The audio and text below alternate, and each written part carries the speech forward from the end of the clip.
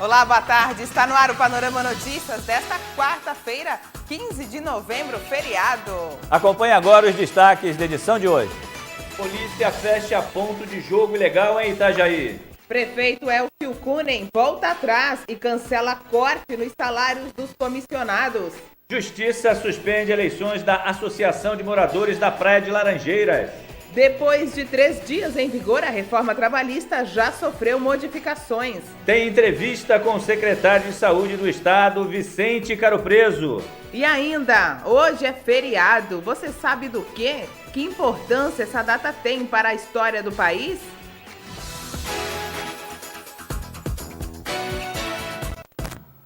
Sejam todos bem-vindos. Olha só, a polêmica em torno do decreto publicado pelo prefeito Elcio Cunha parece que não vai terminar tão cedo.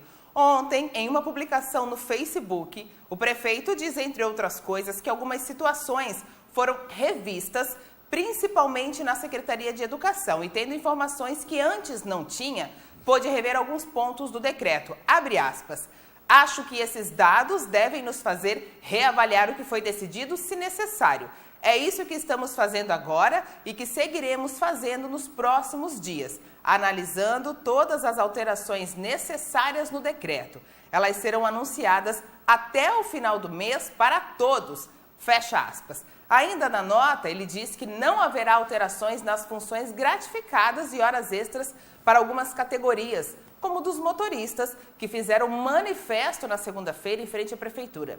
E finaliza dizendo que neste mês não será aplicada a redução de 20% no salário dos cargos comissionados. Ou seja, o discurso de que cortaria na própria pele não vingou, não é mesmo, Lacerda? É, meu amigo, olha, tá difícil você de casa aí acompanhar essa situação, dá a impressão que a gente está pegando no pé direto da administração, mas eu queria dizer, né, que o doutor Elcio, como prefeito, ó, tá saindo um grande médico. Olha só, a gente inclusive colocou lá no Facebook da TV Litoral Panorama uma enquete, né? O que você acha? No dia 1º de novembro, o prefeito fez esse decreto, cortou vários gastos e tal para poder fechar a folha e agora voltou atrás, principalmente na relação de cortar o salário dos comissionados. Entre lá e participe conosco, a gente já tem algumas participações e daqui a pouco vai ler. Daqui a pouquinho, porque na sessão de ontem na Câmara em Camboriú, o assunto não era outro. Um requerimento de autoria de Jane Steffen da situação pediu a revogação imediata do decreto. No texto do pedido constam várias argumentações, trechos de leis e decisões judiciais para mostrar que muitos pontos são inconstitucionais e representam perda de direito dos servidores. O requerimento foi aprovado por unanimidade. Os vereadores derrubaram também por 13 votos a 2 o veto do prefeito Elcio ao projeto Camboriú Cidade Digital, que prevê sinal de Wi-Fi gratuito nos prédios públicos. Eles disseram não ter encontrado argumento válido para vetar a iniciativa. E a eleição para a diretoria da Associação de Moradores da Praia de Laranjeiras foi suspensa pela Justiça. O juiz Gilmar Antônio Conte suspendeu devido a irregularidades. Veja só, o edital de chamamento foi publicado na janela de um restaurante e, pasmem, previa a apresentação das chapas e a eleição no mesmo dia. O juiz Gilmar apontou que a convocação da eleição desrespeitou o próprio estatuto, que prevê a apresentação das chapas com antecedência mínima de 10 dias da data da eleição. Tem coisas que não dá para entender, né? Não aprendem. E olha que já passou uma confusão danada esse tempo aí, essa situação das eleições nas associações de bairro da nossa cidade aqui de Balneário Camboriú. Que situação desagradável, né? Fazem politicagem numa hora em que tem que cuidar dos interesses da coletividade no seu bairro. Faça-me o favor, né? Colocar na parede, na janela de um estabelecimento comercial no mesmo dia. Estão de brincadeira, pô. Querem que depois o povo leve a sério uma eleição no bairro? Olha só, a Polícia Militar fecha ponto de jogo ilegal. Veja os destaques no Giro de Notícias. A Prefeitura de São João Batista registrou um boletim de ocorrência contra um empresário do município. A ação foi tomada devido a um buraco aberto no centro. Segundo a denúncia, o buraco foi aberto em frente a um prédio que pertence ao dono de uma imobiliária. Pedras foram retiradas da pavimentação e jogadas na calçada. O fato aconteceu há cerca de um mês. O ato caracteriza depredação do patrimônio público e o crime está previsto em lei, no artigo 163 do Código Penal. A polícia de Itajaí foi chamada até a rua Lauro Miller, no centro da cidade, ontem à tarde. Quando os PMs chegaram, entraram na sala comercial e encontraram vários apostadores. A sala tinha até câmera de segurança. No local foram encontradas 23 máquinas caça-níqueis e R$ 330 em dinheiro. Os envolvidos foram levados à delegacia de polícia para prestarem esclarecimentos. Ontem à tarde, fiscais da Prefeitura de Itajaí, com apoio da Polícia Militar, realizaram uma ação de combate ao comércio ambulante ilegal no calçadão do centro da cidade. Foram apreendidos 407 produtos falsificados. Haviam bichos de pelúcia, camisas de times, brinquedos, peças de roupas e artesanatos. Os ambulantes têm até 5 dias úteis para apresentarem as notas fiscais para poder reaver as mercadorias. Olha só, né? Vamos ler alguns comentários na nossa página do Facebook. A gente fez uma enquete em relação ao corte que agora, né, o prefeito Elson Cunha fez. Tirou a redução de 20% dos cargos comissionados, diz que esse mês vai pagar o salário integral, antes como dizia o decreto. Olha só, o Luciano Nunes diz assim, o prefeito só está fazendo o lado dos mama na teta, agora só tem serviços na prefeitura. Para, né? Vamos largar. Aí o Leonardo Piccoli diz assim, mais um engodo? Promete, transcorridos cerca de 20 dias, volta atrás na medida. Quanto esmero e compromisso, só que não. Cabelo do Conde. Doutor, abandona isso e volta para o consultório. Cara, você fala uma coisa e depois nem sabe o que fazer. Amigo, aí não é o seu lugar. Você é um excelente médico, um cara gente boa, antes que estrague a sua cara. Acertei então, né? Ele como doutor, né? Ele está sendo um excelente médico como prefeito, né? Abandona a política, diz ele, ainda tem outras participações e logo mais a gente vai dar continuidade. Quer participar? Entra lá na fanpage da TV Litoral Panorama e dê a sua opinião. Agora, olha só, depois de 3 dias em vigor, a reforma trabalhista já sofreu alterações. Ontem, o presidente Michel Temer assinou uma medida provisória para alterar alguns pontos da reforma. As mudanças têm efeito imediato na nova legislação trabalhista.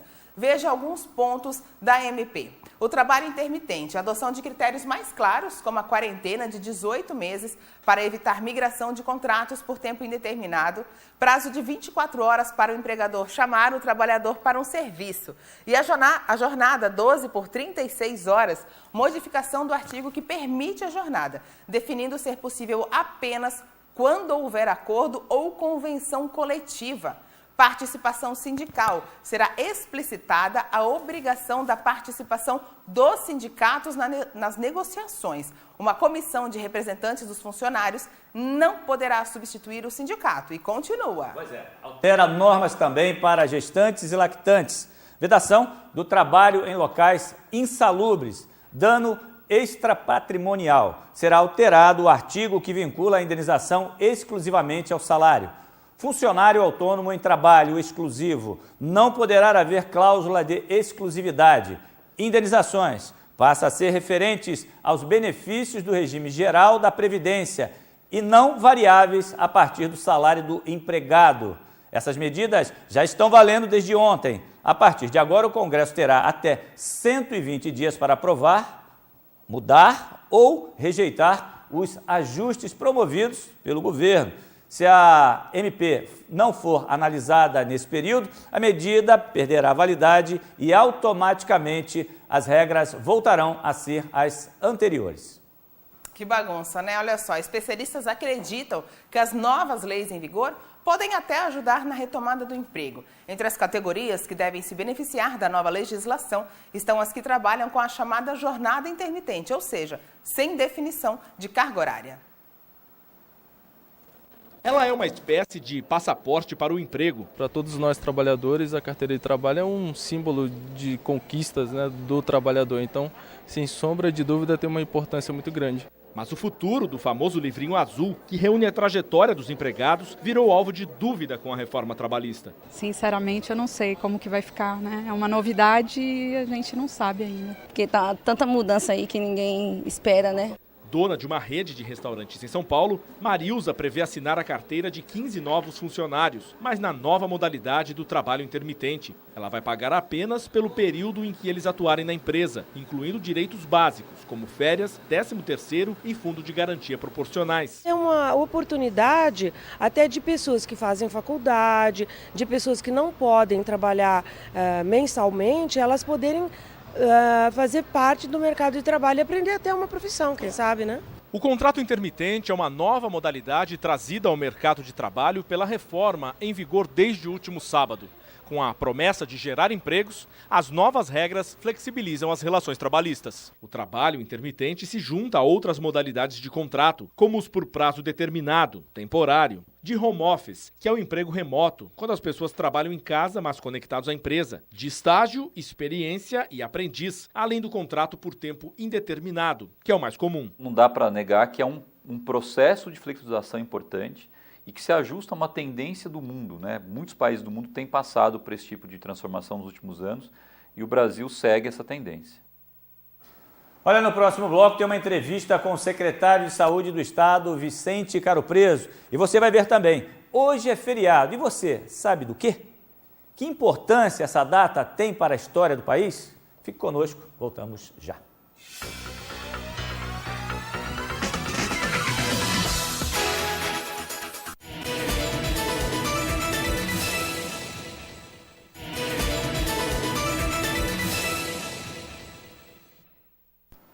Estamos de volta com o nosso Panorama Notícias ao vivo, hoje feriado.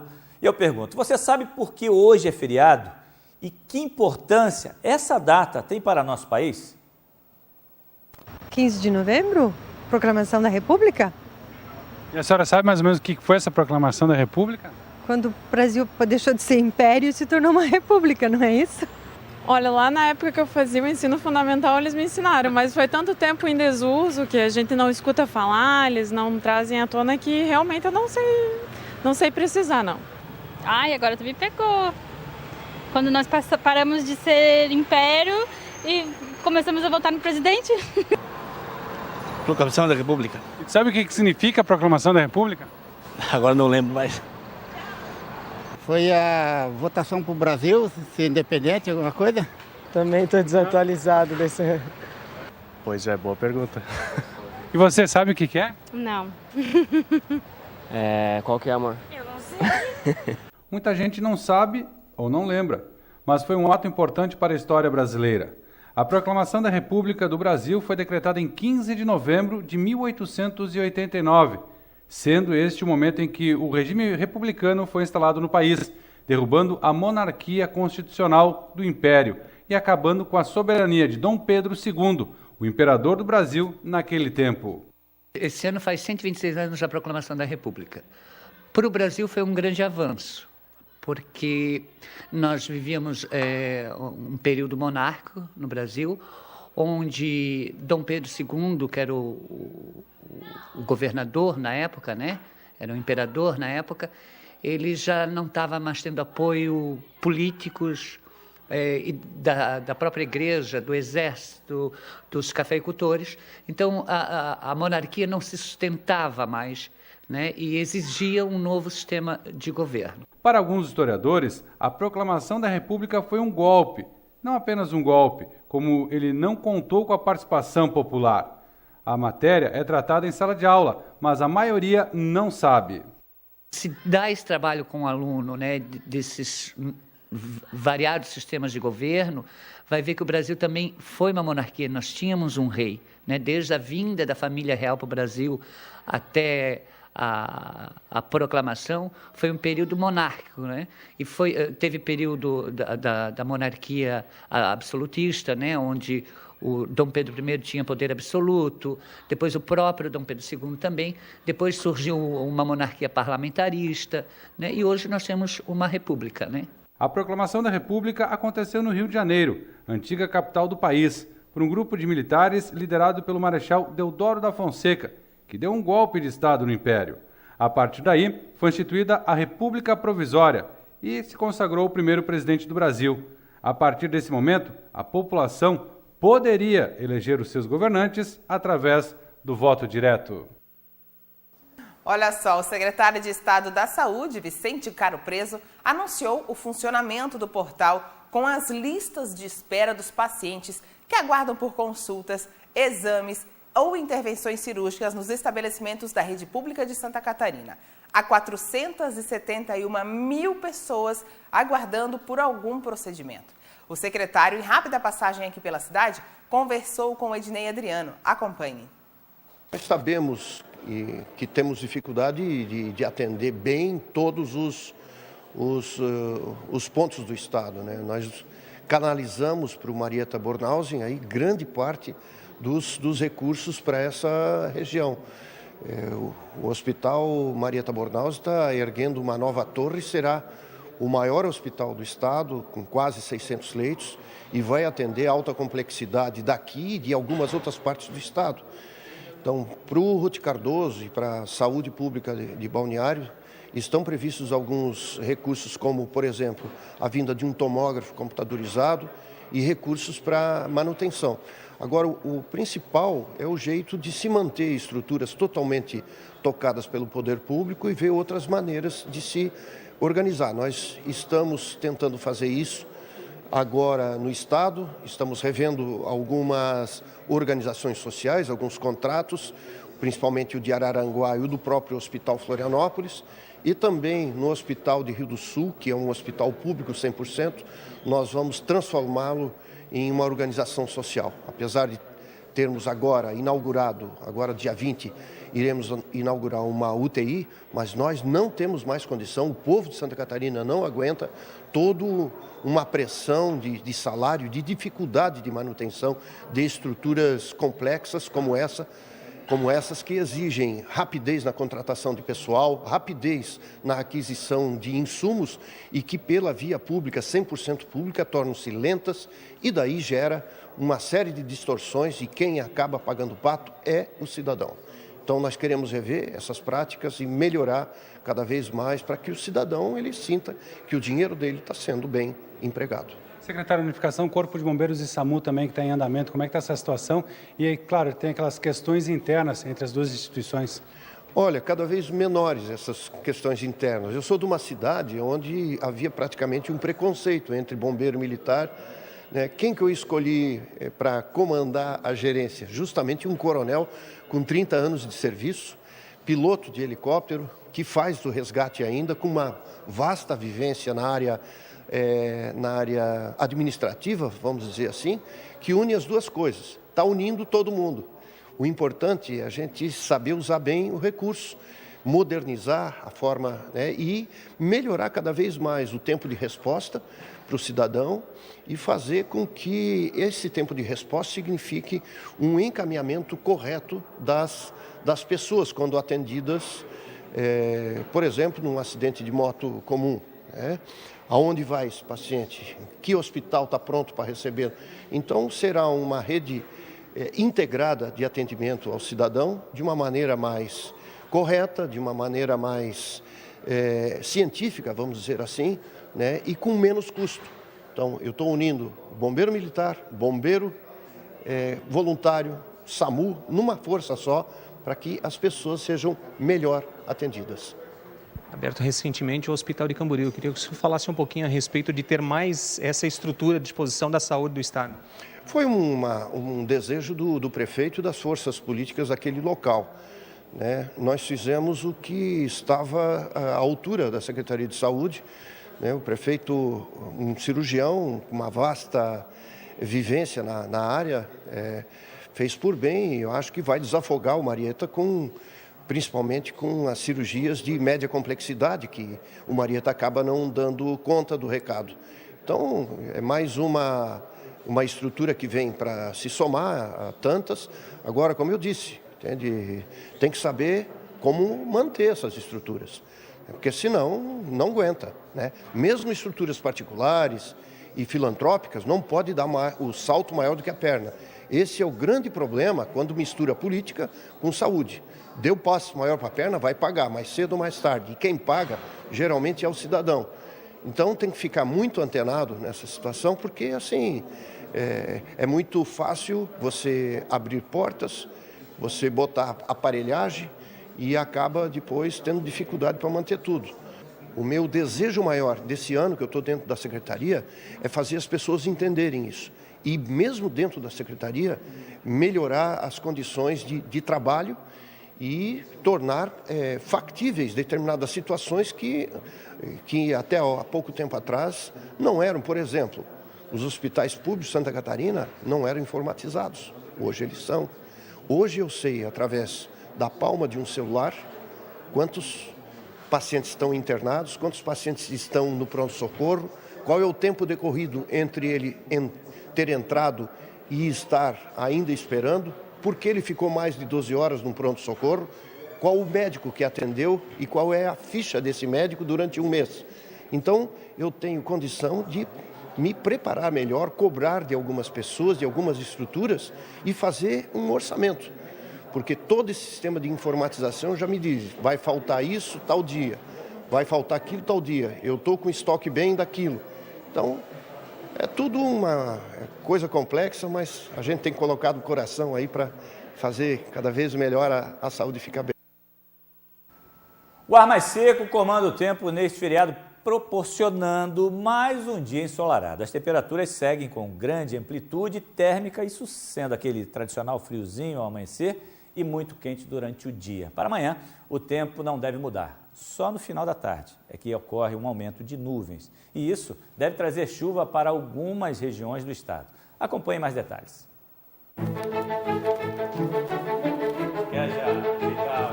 Em Balneário Camboriú, o feriado da Proclamação da República será ensolarado. Os termômetros ficam entre 10 e 30 graus. No sul do estado, o predomínio de sol, a mínima é de 15 graus. Na região do Vale do Rio Tijucas, céu claro e ensolarado. As temperaturas ficam entre 15 e 31 graus. E no oeste, o sol predomina durante o dia, a máxima é de 32. Amanhã, quinta-feira, em Camboriú, o sol aparece entre algumas nuvens. À noite, podem ocorrer chuvas isoladas. Os termômetros marcam entre 17 e 30 graus.